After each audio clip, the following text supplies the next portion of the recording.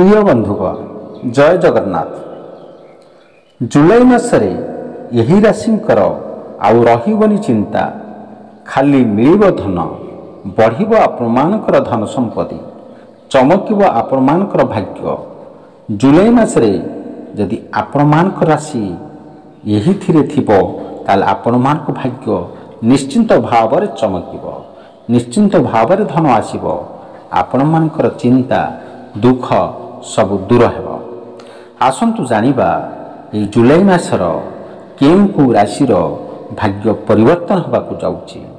बंधुगण, ज्योतिष शास्त्र अनुसार वर्ष 2024 रे जुलाई मासरे अनेक ग्रह राशि परिवर्तन करुछंती। जुलाई मास आरंभ हेबा पूर्वरु बुध और शुक्र उदय होउछंती। सेहीपरि जुलाई मासरे शुक्र राशि परिवर्तन करी चंद्रमांकर राशि कर्कट रे प्रवेश करिवे। यहा सह ग्रहंकर राजा सूर्य देवता कर्कट राशि रे प्रवेश करिवे।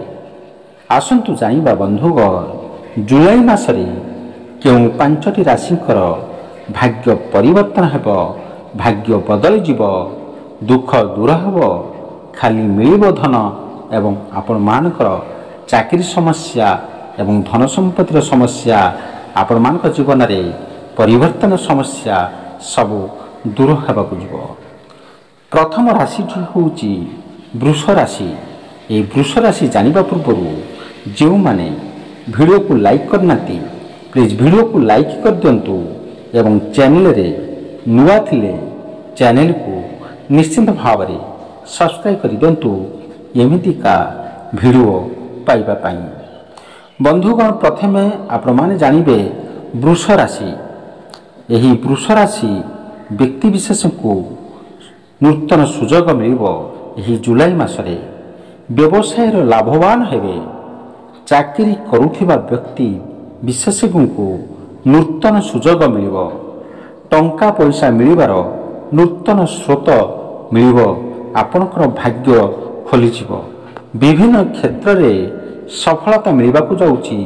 आपण मानकर आत्मविश्वास बढ़िबाकु जाउछि एवं बुद्धि विवेक सब किछि स्थिर भाव रे आपण सब किछि डिसाइड करि परिबे। आपण मानकर सब किछि भल हेबो। आपण मानकर भाग्य रे सब किछि परिवर्तन होबाकु जाउछि। आपण माने निश्चिंत रहंतु। जुलाई मासरे आपण मानकर भाग्य निश्चिंत भाव रे परिवर्तन हेबो। एबे आसंतु जानिबा कर्कट राशि। आपणकर आत्मविश्वास वृद्धि हेबो।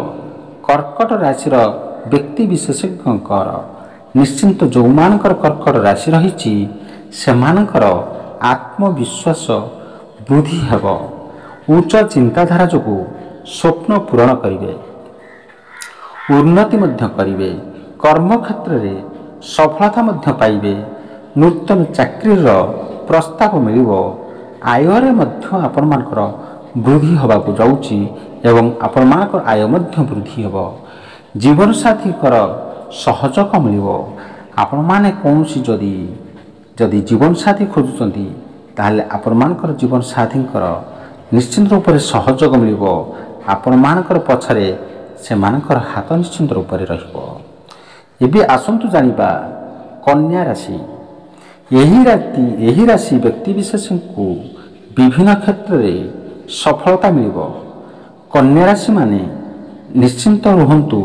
आपण मानकर यही जुलाई मासरे सफलता खाली सफलता प्राप्त हेबो। भाग्य रे शुभ परिवर्तन हेबो एवं भाग्य रे शुभ परिवर्तन हेबा सहित जीवन रे थिबा समस्या दुख क्लेश सब किछि दूर हेबो। आपण मानकर जदि पैसा रोजगार करुथिबे, पैसा आपनकर जो मानकर जदि बंचु नथिबो निश्चित रूप से संचय करिवे एवं निवेश पई उत्तम समय मध्य कौनसी पैसा रोजगार क्षम करिबा पई आपण मानकर एही जुलाई मासटा निश्चित रूप से भल रहिबो। आपण मानकर भाग्य रे निश्चित रूप से परिवर्तन हेबो। एबे आसंतु जानिबा तुला राशि विशेषज्ञ लोक मानकर कर्म क्षेत्र रे तुला राशि ଏହି ଜୁଲାଇ ମାସରେ ଅଗ୍ରଗତି କରିବେ। କର୍ମକ୍ଷେତ୍ର ପାଇଁ ଏହି ସମୟ ବହୁତ ବରଦାନ ରହିଛି।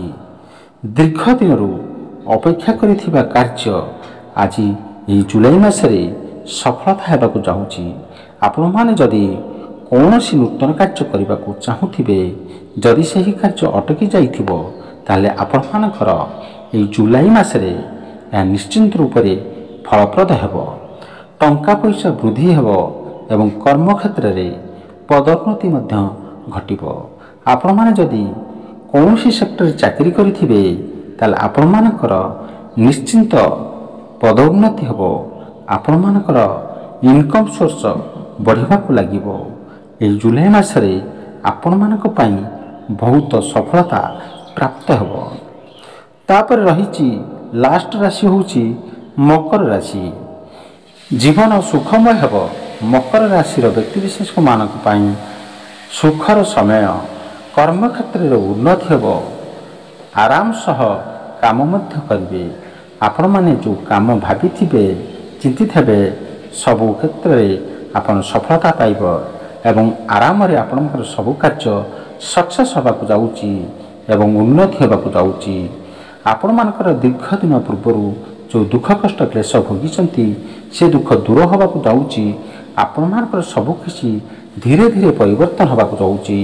ଉନ୍ନତି ହେବା ସହ ନୂତନ ସୁଯୋଗ ମଧ୍ୟ ମିଳିବାକୁ ଯାଉଛି। ଆପଣମାନଙ୍କ ପାଇଁ ଜୁଲାଇ ମାସଟି ବହୁତ ଭଲ ହେବାକୁ ଯାଉଛି। ଘରେ ସୁଖ ସମୃଦ୍ଧି ବୃଦ୍ଧି ହେବାକୁ ଯାଉଛି। ଆୟରେ ନୂତନ ସ୍ରୋତ, ନୂତନ ଦିଗ, ନୂତନ ରାସ୍ତା ମିଳିବାକୁ ଯାଉଛି ଏବଂ ଆପଣମାନେ ନିଶ୍ଚିନ୍ତ ରୂପରେ ଏହି ଜୁଲାଇ ମାସରେ କିଛି ନା କିଛି ଆପଣମାନଙ୍କର ରୋଜଗାର ପ୍ରାପ୍ତ ହେବ। ଆପଣମାନଙ୍କର ସବୁକିଛି ଉନ୍ନତି ହେବାକୁ ଯାଉଛି। ବନ୍ଧୁଗଣ, ଏହି 5ଟି ରାଶି ଆପଣମାନଙ୍କର ଏହି ଜୁଲାଇ ମାସରେ ନିଶ୍ଚିନ୍ତ ରୂପରେ ଉନ୍ନତି ହେବାକୁ ଯାଉଛି। ଆପଣମାନଙ୍କର ଭାଗ୍ୟ ଉଦୟ ହେବାକୁ ଯାଉଛି। ବନ୍ଧୁଗଣ, ଏହି ଭିଡ଼ିଓଟି ଆପଣମାନଙ୍କୁ କେମିତି ଲାଗିଲା ନିଶ୍ଚିନ୍ତ ରୂପରେ କମେଣ୍ଟ ସେକ୍ସନରେ କମେଣ୍ଟ କରି ନିଶ୍ଚିନ୍ତ ରୂପରେ ଜଣାଇବେ ଏବଂ ଭିଡ଼ିଓ ଭଲ ଲାଗିଲେ ଭିଡ଼ିଓକୁ ଲାଇକ୍ କରିବେ ଏବଂ ଚ୍ୟାନେଲରେ ନୂଆ ଥିଲେ ଚ୍ୟାନେଲକୁ ସବସ୍କ୍ରାଇବ୍ କରି ବେଲ୍ ଅଲ୍ରେ ଦବାଇ ଦେବେ। ବନ୍ଧୁଗଣ, ଏତିକିରେ ରହୁଛି।